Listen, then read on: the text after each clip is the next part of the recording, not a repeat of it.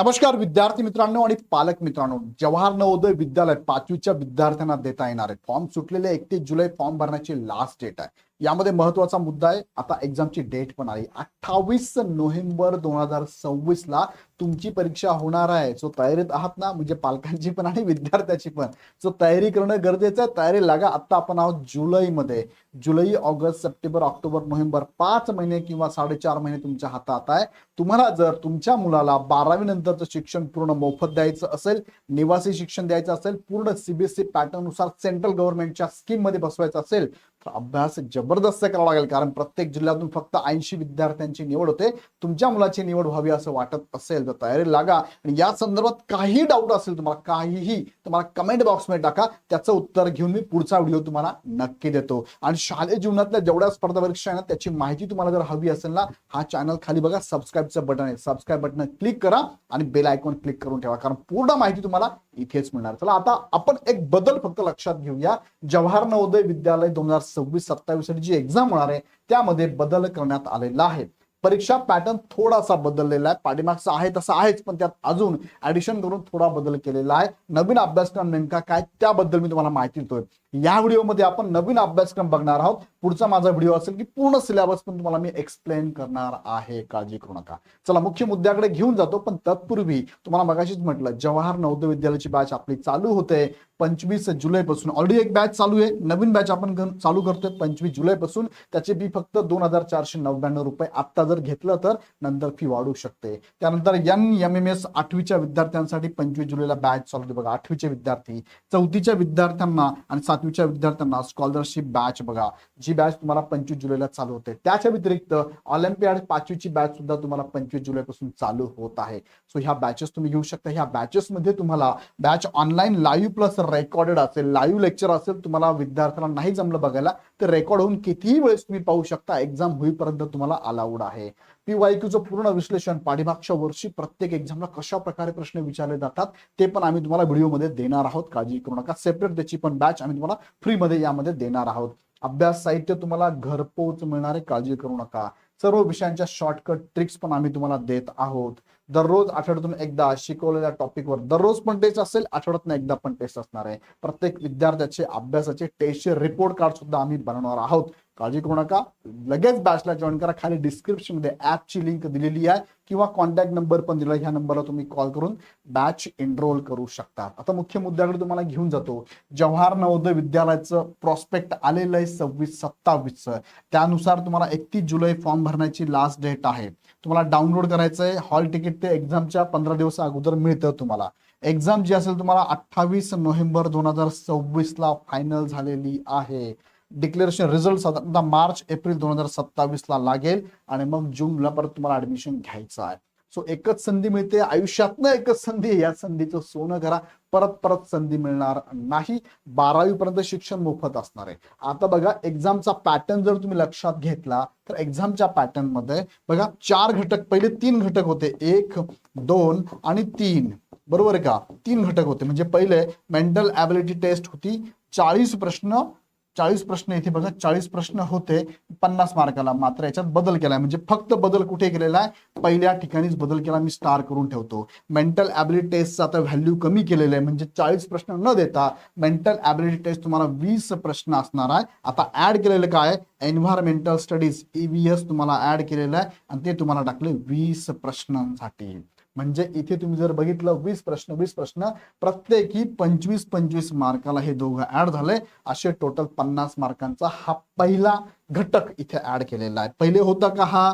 Environmental science पहिले नव्हतं, environmental studies पहिले नव्हतं. हे आता ऍड केलंय. सो अभ्यास करताना यानुसार तुम्हाला अभ्यास करावा लागेल. आणि हा बदललेला टॉपिक सुद्धा मी तुम्हाला शिकवणार आहे, काळजी करू नका. मी असेल, माझ्यावर बरेचसे असिस्ट करणार फॅकल्टी पण आहे, तुम्हाला शिकवतोय. नंतर अरिथमॅटिकल टेस्ट ऑलरेडी होती ती ॲज इट इज 20 प्रश्न 25 मार्काला. आणि लँग्वेज टेस्ट जे की तुम्हाला पॅसेज येतात, पॅसेजवरती तुम्हाला 5-5 प्रश्न विचारले जातात. असे 4 पॅसेज 20 प्रश्न येतात 25 मार्कांसाठी.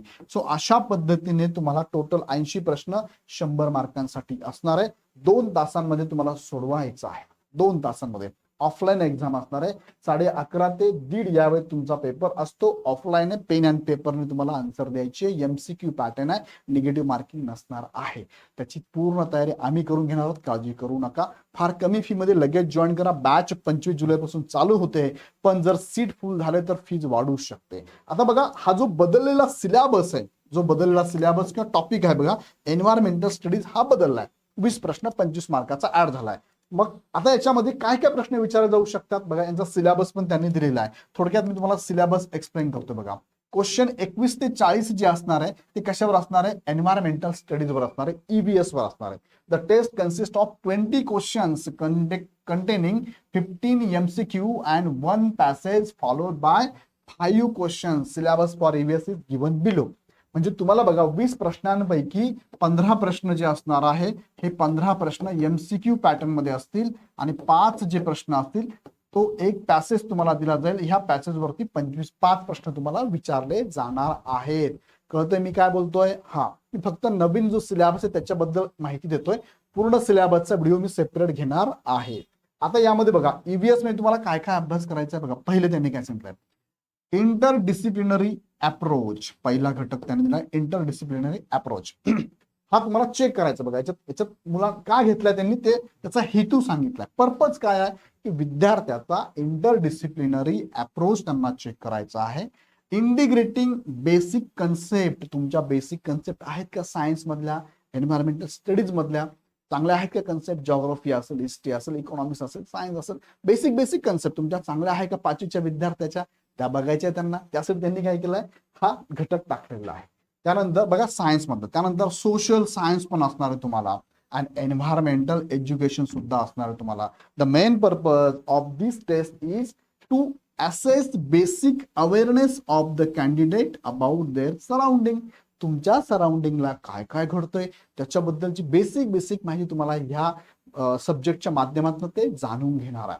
माहिती पाहिजे ना आपल्याला, सो त्याच्यासाठीच हा सब्जेक्ट टाकलाय. त्याच्यात काय काय अभ्यास करायचा तुम्हाला बघा, घटक दिला त्यांनी. पहिले काय, द नॅचरल वर्ल्ड, म्हणजे तुम्हाला जॉग्राफीचा, थोडक्यात काय जॉग्राफीचा अभ्यास करायचा. काय काय याच्यामध्ये बघा, ट्रान्सपोर्टेशन. आता बघताय तुम्ही आजूबाजूला पाऊस पडतोय, ट्रान्सपोर्टेशन कसं आहे, ट्रॅफिक जाम होते, सिग्नल असतात, रस्ते कसे असतात, साधे रस्ते, खेड्यातले रस्ते, राज्यातले रस्ते, जिल्ह्याचे रस्ते, national roads.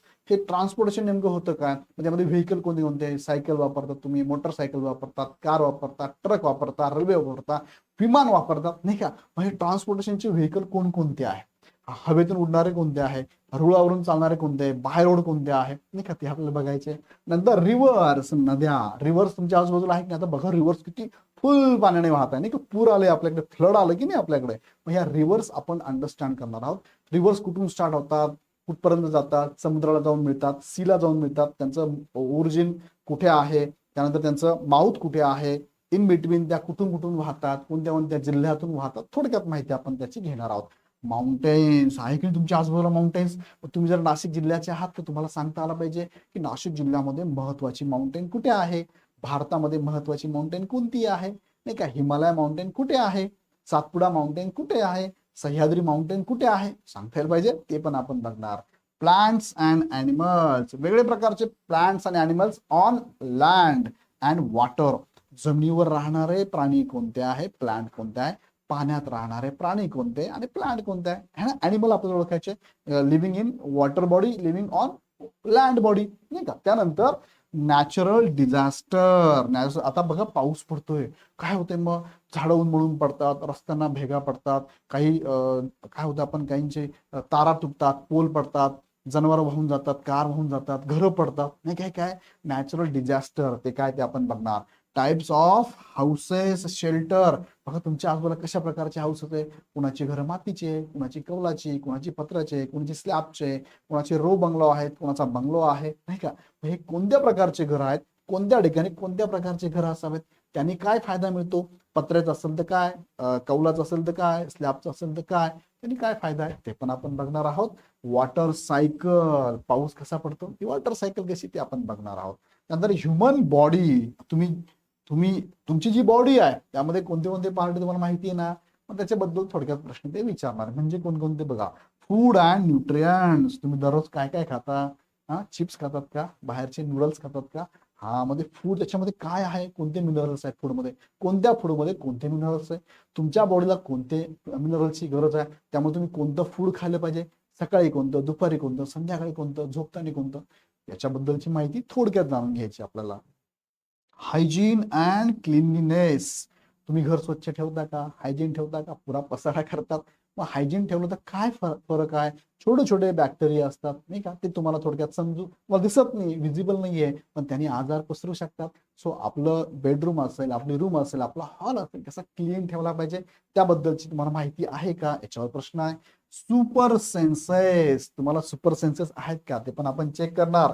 Basic knowledge of internal system, that is digestive system, खाल्लेलं फूड कसं रक्तामध्ये कन्वर्ट होतं, कुठून कुठून जातं बरं ते फूड, बरं का, ते बघणार. त्यानंतर सर्क्युलेटर सिस्टम, ब्लड फ्लो होतं की नाही आपल्याकडे, ते कसं होतं फ्लो, ते पण बघणार आपण.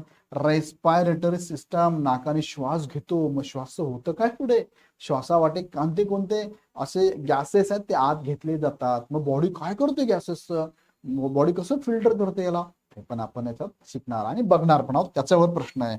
Science and daily life, food preservation, तुम्ही फूड कसं स्टोअर करतात बरं. आई बघा आपल्याला काही जेवण बनवलं की बराच काही असे पदार्थ असतात जे फ्रीजमध्ये आपण स्टोअर करतो, काही आपण तापून स्टोअर करतो, काही आपण साधे ठेवून देतो नाही का. स्टोरेजचे प्रिझर्वेशनचे कोणते कोणते प्रकार आहेत. असं वॉटर अँड एअर पोल्युशन म्हणजे काय, तुमचे आई वडील यांना पण तुम्ही समजून सांगायचं वॉटर पोल्युशन होता कामा नाही का. जसं वॉटर पोल्युशन तसं एअर पोल्युशन पण आहे, तुम्ही पण त्याला जबाबदार आहात, आपण सगळे जबाबदार आहोत. सो आपण काळजी घेतली पाहिजे, त्याबद्दलचं थोडक्यात तुम्हाला नॉलेज असणं गरजेचं आहे. Conservation of water and soil, water and सॉइलचं कन्झर्वेशन झालं पाहिजे ना, सेव्ह केली पाहिजे ना आपण. वॉटरमध्ये आणि सॉइलमध्ये योग्य प्रमाणे मिनरल्स आहे का, की आपण त्याचा गैरफायदा घेतोय का, याच्याबद्दलची माहिती आपण बघणार. आणि नंतर सोशल सराउंडिंग, काय superlative of India, state Capitals माहिती घेणार, नॅशनल सिम्बॉल्स कोणकोणते आहे, डिफरंट लँडस्केप कोणकोणते आहे, मैदान असेल, प्लॅटू असेल, माउंटेन असेल नाही का, ते आपण बघणार. फेस्टिवल्स कोणकोणते, आपल्याकडे पण फेस्टिवल्स आहेत की नाही, त्याची तुम्हाला माहिती आहे का, कोणता फेस्टिवल कधी असतो, त्याच्यामध्ये आपण काय काय साजरं करतो, कोणते डान्स करतो का, कोणते काही नवीन पदार्थ बनवतो का, नवीन कपडे घालतो का, आपण कशा पद्धतीने साजरे करतो आपण ते बघणार. त्यानंतर सीझन्स, आपल्याकडे सीझन आहे की नाही, आता कोणता रेनी सीझन आहे, मग रेनी सीझन बद्दल तुम्हाला माहिती आहे का. त्यानंतर फॉरेस्ट कोणकोणते आहे, त्यात क्रॉप्स कोणकोणते आहे, कोणते क्लोथ्स अँड फायबर्स एक्सेट्रा आपण बघणार आहोत ह्या घटकामध्ये. म्हणजे बघा 1, 2, 3 आणि 4 घटक तुम्हाला नव्याने टाकलेले आहेत. ह्या 4 घटकांवरती 20 प्रश्न येणार आहे, पण 25 मार्क्ससाठी विचारले जाणार आहे. ओके, नवीन सिलेबस काय अवघड आहे का, मी तुम्हाला शिकवणार आहे, काळजी करू नका, तुम्हाला अवघड वाटणारच नाही आणि मस्त शिकणार आपण. म्हणजे हे तुमचं दररोजच्या वागण्यामध्ये सुद्धा तुम्हाला दिसलं पाहिजे बरं का. हे सगळं तुम्ही पण आईला पप्पाला मम्माला सांगितलं पाहिजे की बघ मला जेवण देताना असं जेवण दे, आपण क्लीन कसं ठेवलं पाहिजे, माझ्या बॉडीमध्ये वर्कआउट कसं चालतं, माझ्या आपल्या आजूबाजूला कोण काय काय आहे, सोशलिझम काय काय आहे, हे सगळं आपण समजून घेणार आहोत ह्या पूर्ण सिलेबसमध्ये. सो हा सिलेबस तुम्हाला असणारे प्रश्न बघा, सॅम्पल प्रश्न पण तुम्हाला मी दिलेले आहे. जसं की during the water cycle what is the process called when the sun heats up water in river and oceans turning into water vapours, त्याला काय म्हणतात, सिंपल प्रश्न आहे. म्हणजे जेव्हा सन हीट करतो, कशाला हीट करतो, ओशियन वॉटर असेल किंवा रिव्हरचं वॉटर असेल किंवा लेकचं असेल, पॉन्डचं असेल, हीट केल्यानंतर ते वॉटर व्हेपर्स मध्ये कन्वर्ट होतात, वॉटर असतात ते वॉटर व्हेपर्स मध्ये कन्वर्ट होतात, याला काय म्हणतो आपण, याला काय म्हणतात, व्हॉट इज द प्रोसेस, ती प्रोसेस काय आहे, विच इज प्रोसेस. मग त्याला कंडेन्सेशन म्हणतात, इव्हॅपोरेशन म्हणतात, प्रेसिपिटेशन म्हणतात की इन्फिल्ट्रेशन म्हणतात. याचं उत्तर काय आहे, इव्हॅपोरेशन. याचं उत्तर बघा इव्हॅपोरेशन. मग मी तुम्हाला शिकवताना कंडेन्सेशन कशाला म्हणतात, इव्हॅपोरेशन कशाला म्हणतात, प्रेसिपिटेशन कशाला म्हणतात, इन्फिल्ट्रेशन कशाला म्हणतात ते पण शिकवणार आहे. असे प्रश्न तुम्हाला विचारतात बघा. The human body which animal is used by the police because of its super senses of smell. डॉगला जसा सुपर सेन्स असतो ना स्मेलचा, मग पोलीस वापरताना चोराचं मागोवा काढण्यासाठी, चोर कुठे गेलाय ते काढण्यासाठी, याचं उत्तर काय, डॉग. बाकीचे काय, रॅबिट, कॅट आणि हॉर्स काय, ते पण आपण थोडक्यात समजून घेणार आहोत. How do we preserve raw mangoes at home to eat them all year round. पूर्ण वर्षभर आपल्याला मँगो जर खायचे असेल तर आपण ते कसे प्रिझर्व करतो, असे प्रश्न आहेत. ते कसे करतो आपण, बाय मेकिंग पिकल्स, लोणचं बनवतं की नाही आपण. हा, मग बाकीचे पण ऑप्शन चेक करणार, ते काय असतात ते पण सांगतो. अशा पद्धतीने तुम्हाला किती प्रश्न येणार आहे, 15 क्वेश्चन येणार आहे एमसीक्यू पॅटर्न मध्ये, बरोबर का. मल्टिपल चॉईस म्हणजे एक प्रश्न, त्याला 4 ऑप्शन, एक चूज करायचं. निगेटिव्ह मार्किंग नाही, त्याला एक चूज करायचं, पण योग्य करायचं. योग्य केला तर 1.5 मार्क आहे तुम्हाला, अन्यथा नाही. 1.25 मार्क म्हणजे योग्य केलं तर 1.25 मार्क आहे, अन्यथा मिळणार नाही. चला मग पुढे घेऊया आपण. पुढे 5 प्रश्न तुम्हाला विचारले जातात बघा. पॅसेज वरती प्रश्न आहे, पॅसेज वरती प्रश्न 5 विचारले जातात. बघा इथे द स्टोरी ऑफ गडसिसर म्हणजे जे जैसलमेरला जे एक लेक आहे, त्या लेक बद्दलची माहिती त्यांना दिलेली आहे. किती ओळी दिली तुम्हाला, 7-8 ओळीमध्ये माहिती दिली. त्याच्यावरती प्रश्न आहे, व्हॉट डज द वर्ड सार मीन्स. सार म्हणजे काय, द वर्ड सार मीन्स अ लेक. मग उत्तर काय याचं, लेक. म्हणजे पॅसेज मध्येच उत्तर असतं, फक्त तुम्हाला रीड करायचं आणि त्याचं उत्तर द्यायचं आहे. हु बिल्ड द गडसिसर लेक, कुणी बनवलाय, त्याच्यामध्ये उत्तर दिलेलं आहे. त्याचं उत्तर काय आहे, किंग घडसी. त्यांनी बनवला म्हणून नाव पण तसं दिले ना. सो अशा पद्धतीचे प्रश्न तुम्हाला आहे, असा सिलेबस तुम्हाला आहे. मेजर नाहीये, सिंपल आहे. तुम्हाला मी शिकवणार आहे, काळजी करू नका. तुमच्या पालकांना, आईला, मम्माला, पप्पाला सांगून टाका आणि लगेच बॅच जॉईन करा. 25 जुलैची बॅच आहे, 15 दिवसात बॅच चालू होणार आहे. ह्या 15 दिवसाच्या आत जर सीट फुल झाले तर तुमची फी वाढवून जाणार आणि नवीन बॅच तुम्हाला घ्यावी लागणार. सो लगेच जॉईन करा. आणि आवडलं हे सेशन तर ह्या चॅनलला काय करा, लाईक करा, शेअर करा. कमेंट बॉक्समध्ये मला पण कळवा, काही प्रश्न असेल कमेंट बॉक्समध्ये पालक आणि विद्यार्थी दोघांनी टाका. आपल्याकडे बॅचेस चालू होत आहे 25 जुलैपासून. अधिक माहितीसाठी ह्या नंबरला कॉल करा. अदरवाईज इग्नाइट पाठशालाचा ऍप खाली डिस्क्रिप्शन मध्ये दिलेला आहे, त्यावरती क्लिक करा, ऍप डाउनलोड करा आणि बॅच लगेच जॉईन करा. सो व्हिडिओ आवडला तर लाईक करून सगळ्यांना तुमच्या ग्रुपमध्ये, मित्रांच्या ग्रुपमध्ये, तुमचे पॅरेंटचे ग्रुप असेल त्यांना पण शेअर करा. आणि पुढची अपडेट घेण्यासाठी चॅनल सबस्क्राईब करून बेल आयकॉन क्लिक करा. पुन्हा व्हिडिओ आपण नेक्स्ट व्हिडिओमध्ये. धन्यवाद.